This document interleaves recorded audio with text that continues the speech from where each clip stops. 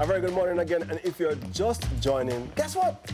It's a great time, it's a good time, it's a fantastic, fabulous time. Why? Why are you saying? Because it's time for us to head over together to our headlines queen of all queens. I'm talking about none other than TK. TK! I like the queen role. Oh, Good morning. Good morning. You guys are looking pinker for us. Oh, you know, we didn't do it yet, so we were Yeah, like, which is you know, right. we're going to do the pink Which today. is right. So, Which is right. We love this for you. Yeah, you're going to see a lot of pink this month. I know, and I'm Be loving prepared. it. I'm loving it. All right. Yeah, hello. It's Pinktober. Yeah. It's Pinktober. We love it here. Of course, we won't fail to say, when TK come, pan up, We you don't know want what? bad news, pan up, pan up. Only good news, pan up, with the vibes pan it up, pan up, pan up, pan up, pan up, pan up, pan up, pop, pop, pop. You thought we forgot?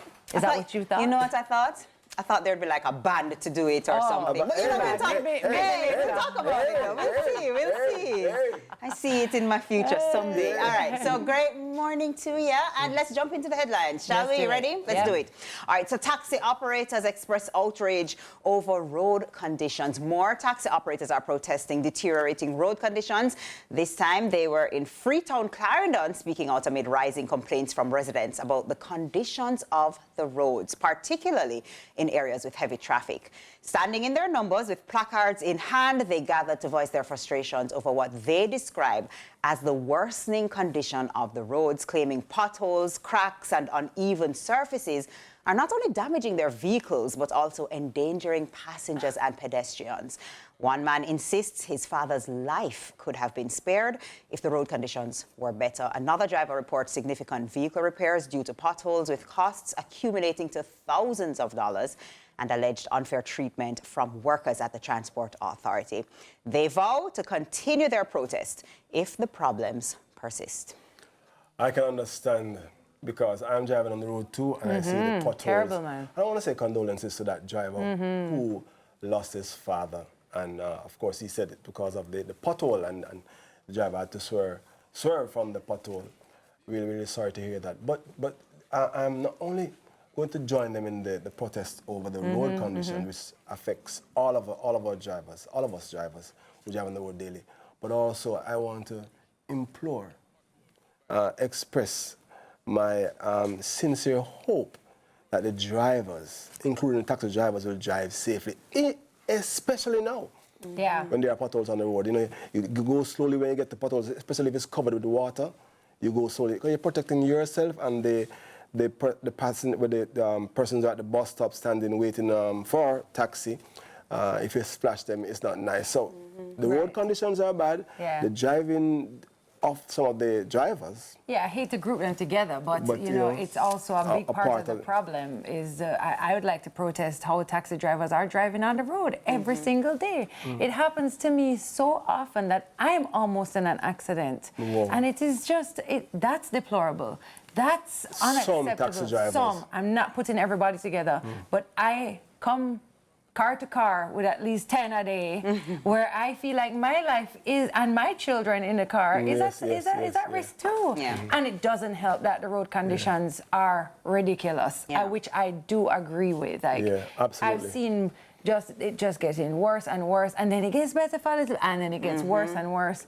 But yeah, this is a tough one. I agree with both of you, and I definitely agree in terms of the way that some taxi drivers drive. But I also don't want us to mix the issues because they're two different issues. Indeed. And one doesn't make the other less or more important, if that makes sense. Right. And so the truth of the matter is that we drivers, we have to pay certain things to be roadworthy. We have to pay to ensure that our cars are insured or whatever it is.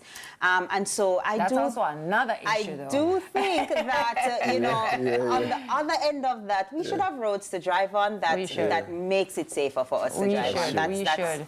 That's a responsibility of our and then you do have roads that are safe to drive on, like, say, the highway. And then, you know, you have other things and then happening. they skate on the toll. Exactly. Exactly. And then the skate. So it's a double-edged sword. Lots of different issues that come together. All related issues, They are related. And it sometimes doesn't feel so good coming from, you know, certain places because we think to ourselves, but hold on, you are so responsible for so many of the accidents that happen too.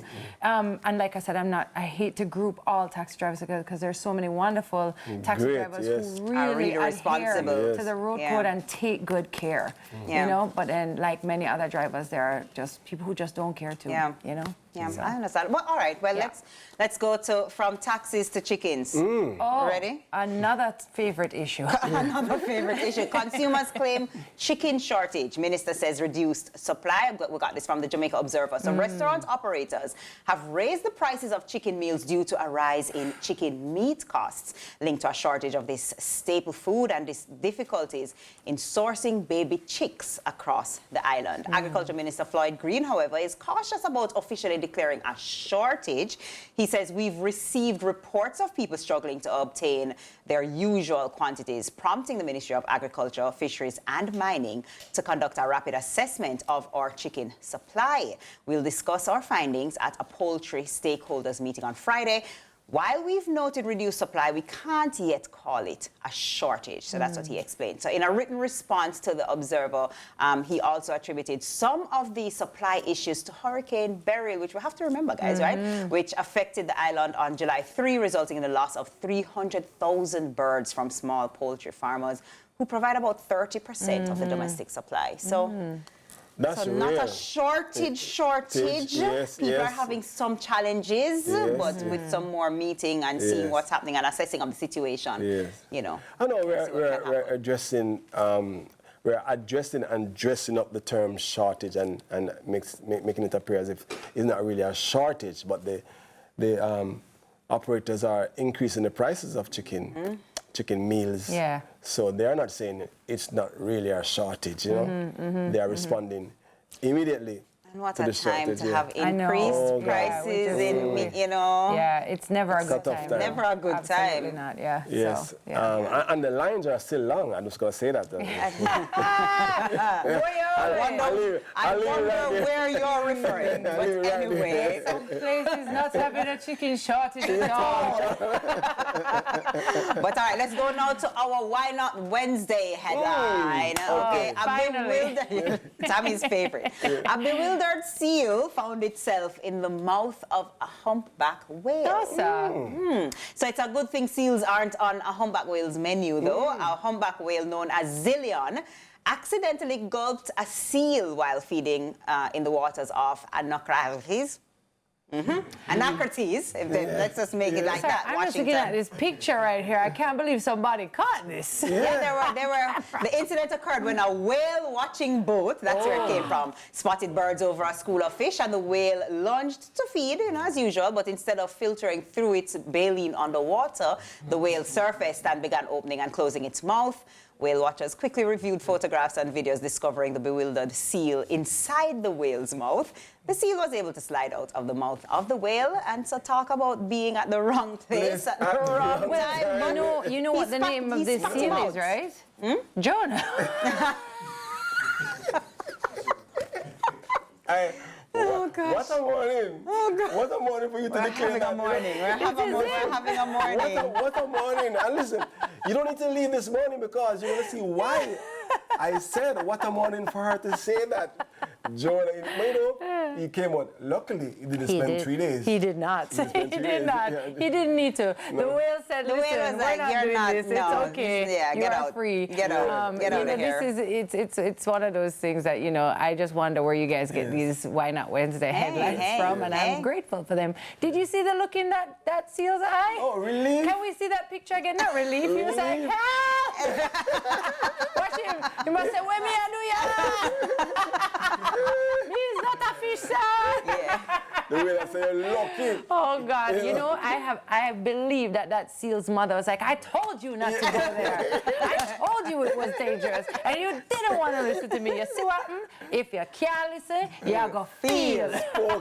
Spoken like a mother. Right? Oh boy, oh boy. Oh, yeah, anyway, that's what I have for you this morning. That ends well. Yes. And that ended well, and I'm happy to hear that because trust me, That is why we always say at the beginning that we want to hear good news, and we end on good news. Indeed, indeed. Right. There's no seal shortage. No, hey, listen, that's all we have in headline this morning. Thank you, TK. Thanks, Teeks. Always. Appreciate We're it. going to take a short break, but coming up, it's all about confidence. 2024 Sterling Gospel Awards Album of the Year winner is in the studio. Join us for some Wednesday service. Stick and stay. Yes. You don't want to miss this. Fantastic.